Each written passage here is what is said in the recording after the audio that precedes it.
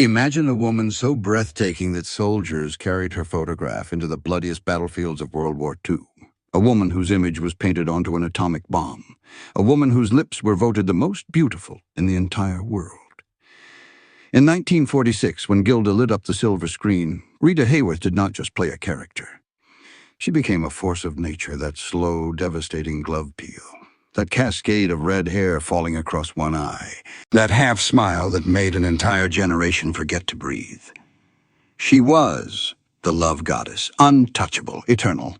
But in 1982, at a glamorous Washington event hosted by President Reagan, an elegant older woman sat quietly at her table.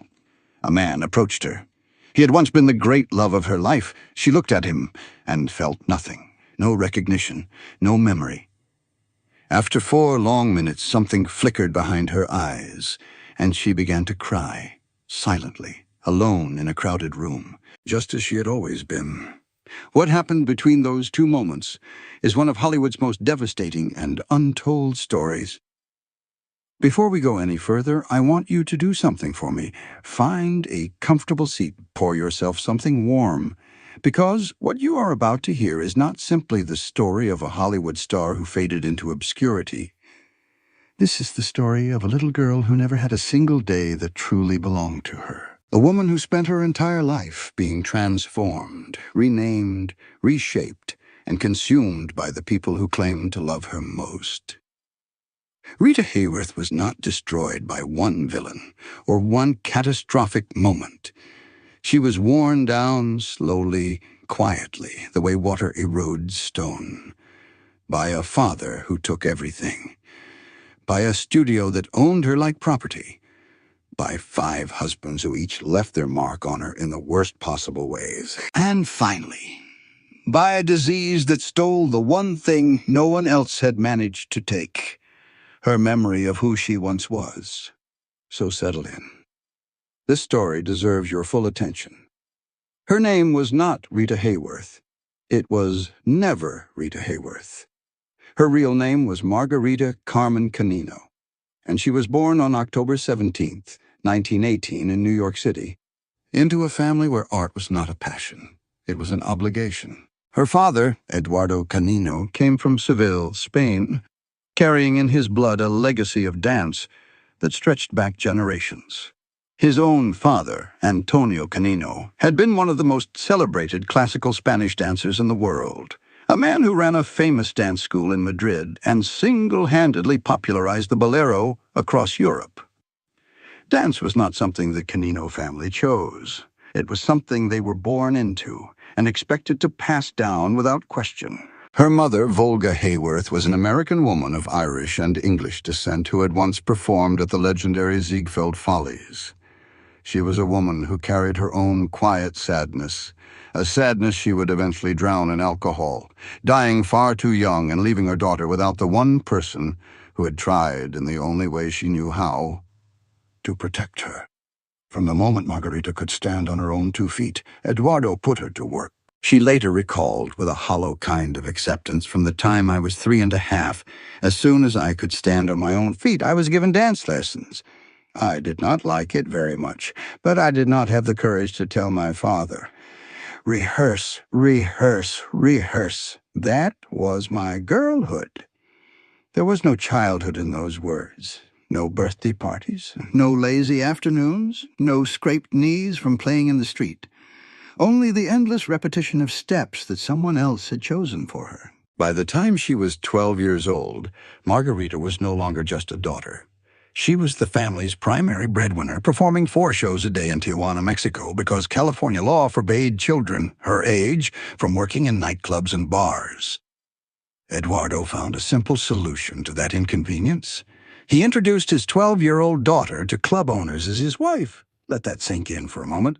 A father presenting his own child as his spouse so that she could earn money to feed the family during the bleakest years of the Great Depression.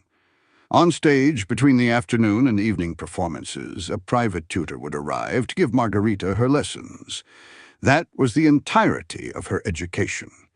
She never graduated from high school, completing only through 9th grade at Hamilton High School in Los Angeles. At an age when most girls were preoccupied with classroom notes and teenage daydreams, Margarita was already tethered to a dream that wasn't her own.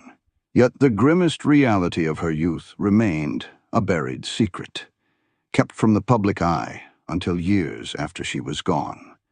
It was her biographer, Barbara Leeming, who finally gave voice to a trauma Rita had once whispered to her husband, Orson Welles.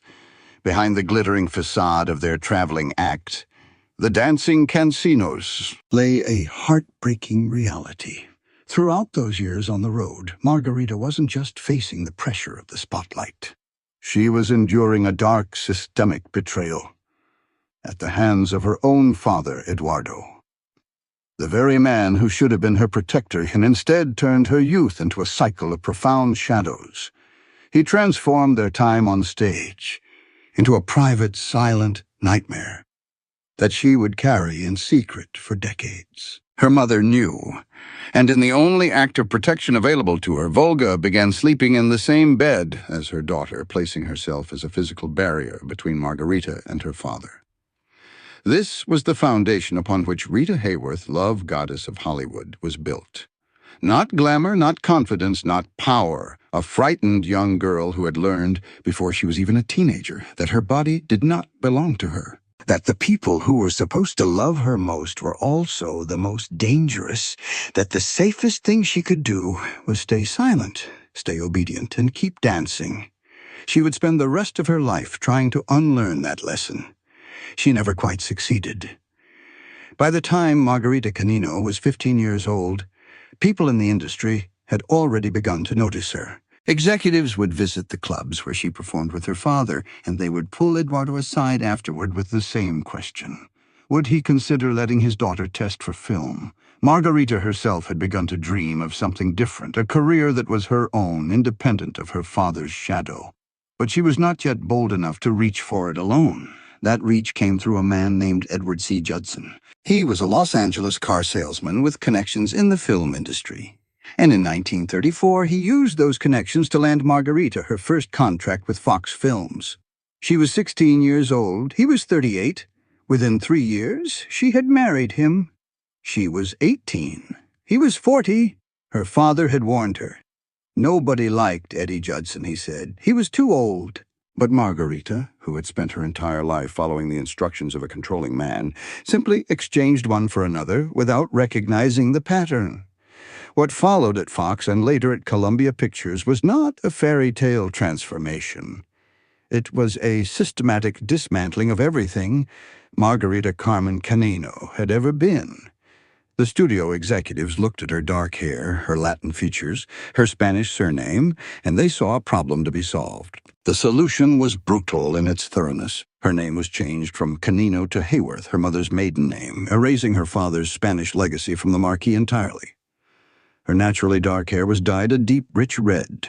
And then came the procedure that Rita would remember with particular bitterness for the rest of her life.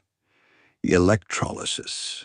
Session after painful session of electric current applied to her hairline, burning away the hair follicles one by one to raise her forehead by nearly an inch, creating the broader, more European appearance the studio demanded. It was agonizing, and it was permanent. The face that looked back at her in the mirror was increasingly a face that someone else had designed. Columbia's studio chief, Harry Cohn, oversaw much of this transformation, and from the beginning, his interest in Rita extended far beyond her professional value. Cohn was legendary in Hollywood, not only for his ruthless business instincts, but for the fear and contempt he inspired in nearly everyone who worked for him. He pursued Rita romantically, and when she refused his advances, he made sure she understood the consequences of that refusal. He had her dressing room monitored. He restricted her social life, discouraging friendships and outside relationships. Rita later said with barely contained fury, "I think he had my dressing room bugged. He was very possessive of me as a person. He did not want me to go out with anybody, have any friends. No one can live that way." And yet, despite all of it, or perhaps because of the sheer force of her talent, Rita Hayworth rose. By 1944, her role in the Technicolor musical Cover Girl had made her Columbia's undisputed top star. She became one of only 6 women in Hollywood history to dance on screen with both Fred Astaire and Gene Kelly, a distinction that spoke to a level of physical artistry that no amount of studio engineering could manufacture. That came from within. From thousands of hours on the dance floor since before she could read.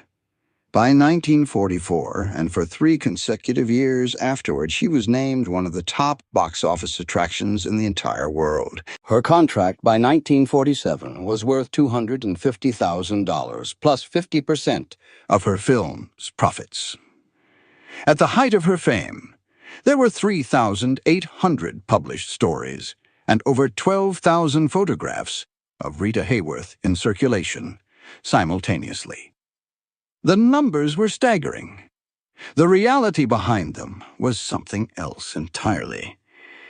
Harry Cohn loaned her out to other studios like a piece of equipment, collecting the profits while Rita collected the exhaustion. She punched a time clock at Columbia every single day. She had no say in which films she made. When she refused a role she found beneath her in 1943, Cohn suspended her without pay for 9 weeks. The message was clear. The woman the world called the love goddess was, inside the walls of Columbia Pictures, simply an asset on a balance sheet. She had escaped her father's house only to walk into a larger, more powerful version of the same prison. In 1946, a single film changed everything. Not just for Rita Hayworth, for Hollywood itself, for the way the entire world understood desire, femininity, and the dangerous space between a woman's image and her reality. The film was Gilda, and the moment Rita appeared on screen, one bare shoulder catching the light, that cascade of red hair falling across one eye, the world simply stopped breathing. The glove scene alone became one of the most analyzed, debated, and imitated moments in the history of cinema. Rita did not remove her clothing. She removed a single long glove slowly, almost lazily, as if she had all the time in the world and absolutely no concern for what it was doing to the audience watching her. It was an act of pure, devastating confidence, except that it was not confidence at all. It was a performance.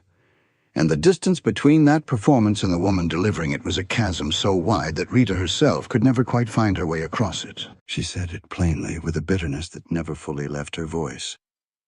Men go to bed with Gilda, but wake up with me. Basically, I am a good, gentle person, but I'm attracted to mean personalities. Those 2 sentences contained her entire biography. The goddess that the world wanted, the frightened, gentle woman who actually existed, and the cruel pattern that would define every significant relationship of her life. The cultural reach of Gilda was extraordinary and, in one instance, deeply disturbing. In 1946, the United States military detonated the 4th atomic bomb in history above the Pacific Ocean at Bikini Atoll. The bomb had been painted with Rita Hayworth's likeness. It had been named Gilda. When Rita learned of this, her then-husband Orson Welles recalled that she nearly went insane from rage, and who could blame her? Her face, her image, the character she had poured herself into, had been attached to an instrument of mass destruction without her knowledge or consent. It was the most extreme possible expression of something Rita had been experiencing her entire career. Her body, her image, her identity, used as a symbol of someone else's power without her permission. The British press was equally unkind, though for opposite reasons. A periodical called The People published a furious call to boycott her films, declaring that Hollywood's already tarnished reputation would sink to rock bottom if it restored this reckless woman to a place among its stars. Rita was simultaneously too much and not enough, too sensual for the moralists, not real enough for herself, too foreign before the transformation, too manufactured after it. Meanwhile, the personal reality behind the glamour was quietly unraveling. Rita was, by every account of those who knew her closely, almost painfully shy. The fascinating thing, recalled one colleague, was that when it came time for her to dance, it was as though somebody turned a spark on inside of her, and suddenly she sprang to life, Off the dance floor, off the set, she retreated entirely into herself. She loathed Hollywood gossip and went to extraordinary lengths to avoid the press, eventually banning the two most powerful columnists of the era, Luella Parsons and Hedda Hopper, from her set at Columbia entirely. She collected perfumes. She loved Mexican food. Her favorite color was chartreuse. She spent her private hours in old clothes, sitting quietly, needing solitude the way other people needed air, while crowds overwhelmed her. One trusted colleague remembered that when Rita first met her, this enormous star put her arms around a nervous newcomer and said simply, "We are going to have a good time." That was the real Rita, warm, soft-spoken, unguarded in small moments with people she trusted. But trusted people were rare, because Rita had learned before she ever set foot on a Hollywood stage that the people closest to her were also the most likely to consume her. Her daughter, Yasmin, would later say with quiet devastation, every man had used her one way or another, sexually or for exploiting his own ego. She was very wary of men, very suspicious and very distrustful, and yet she kept reaching for love. I kept believing that the next person would be different, that somewhere inside the procession of powerful, controlling men who surrounded her, there was one who would finally see Margarita instead of Gilda, one who would not need her to be anything other than exactly who she was. She was wrong every single time, but the hope itself, that stubborn, heartbreaking refusal to stop believing in the possibility of being truly loved, was perhaps the most human and most devastating thing about her. At the absolute peak of her fame and beauty, Rita Hayworth was the loneliest woman in Hollywood, and almost no one knew it. If Rita Hayworth's childhood taught her one lesson above all others, it was this. Love and control arrived together wearing the same face, and so 5 times over the course of her life, she walked toward that familiar face. And 5 times, it destroyed something inside her that she never fully recovered. Her first husband, Edward C. Judson, had positioned himself as her savior. He was the man who opened the door to Hollywood, who believed in her talent when others dismissed her. But 6 months into their marriage, Rita understood the transaction she had actually entered. Judson considered her a business investment, nothing more. He controlled every dollar she earned, leaving her to live in a home with no furniture while he poured her money into publicity for her career.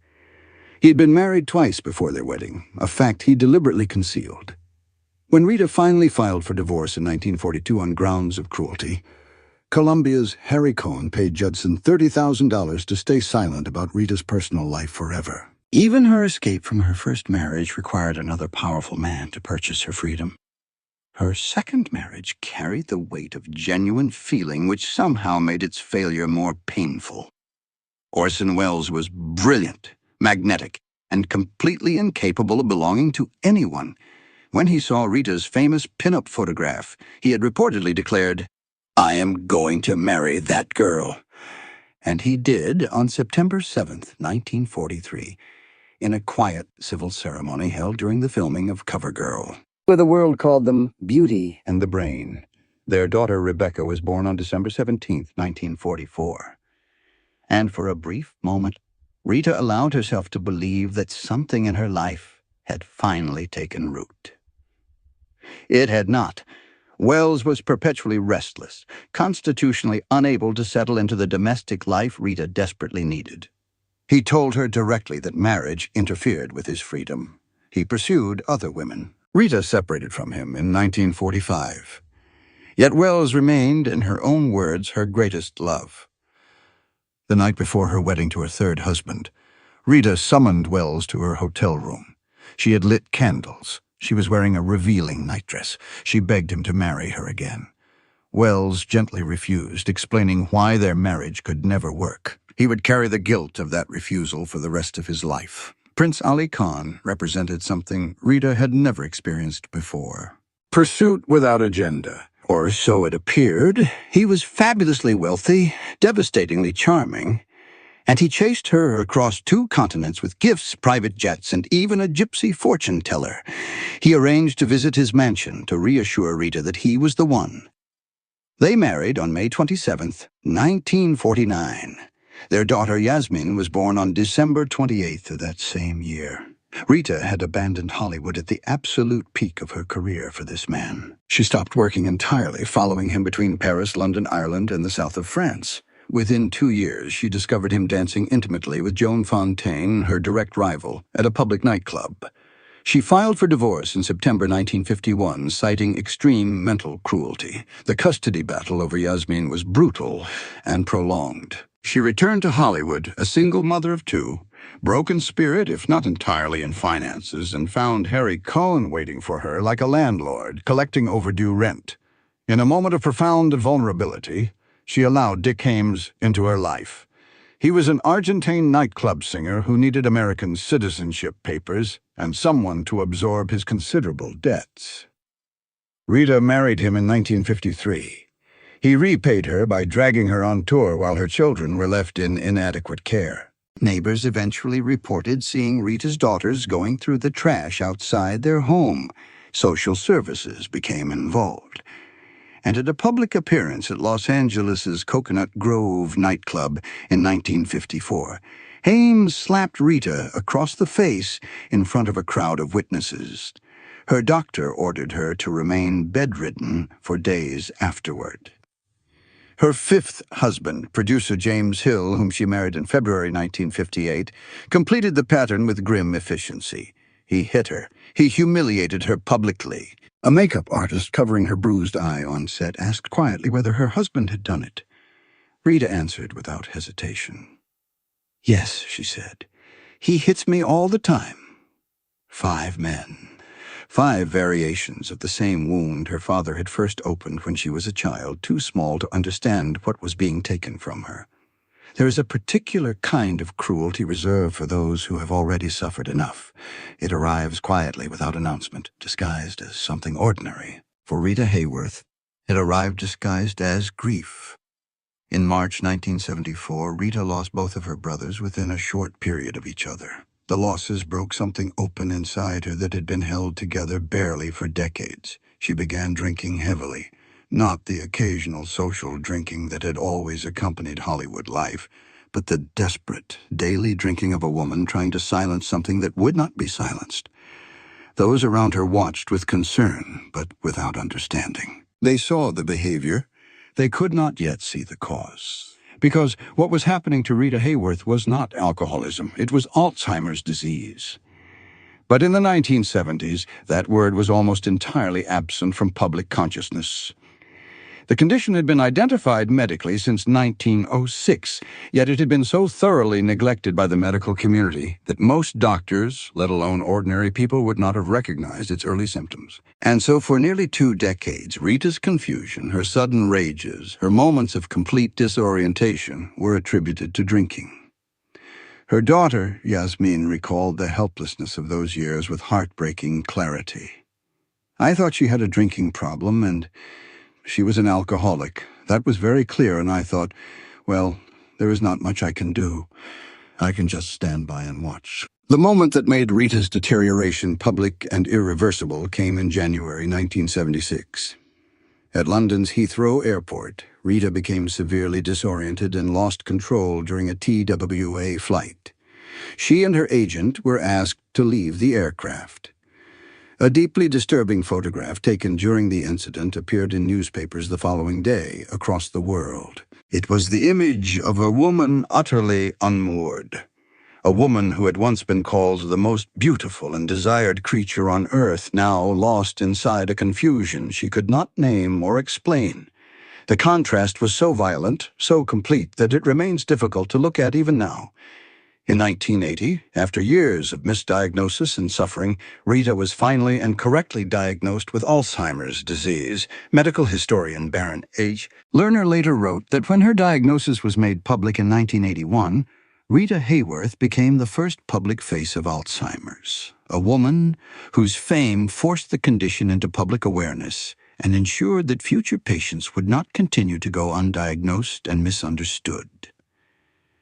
She had spent her entire career being used as a symbol for other people's purposes. In the end, even her suffering became a symbol, but this time at least it saved lives. In July 1981, a Los Angeles Superior Court judge ordered that Rita be placed under the legal guardianship of her daughter, Yasmin, who moved her mother into the apartment directly next to her own at the San Remo building on Central Park West in New York.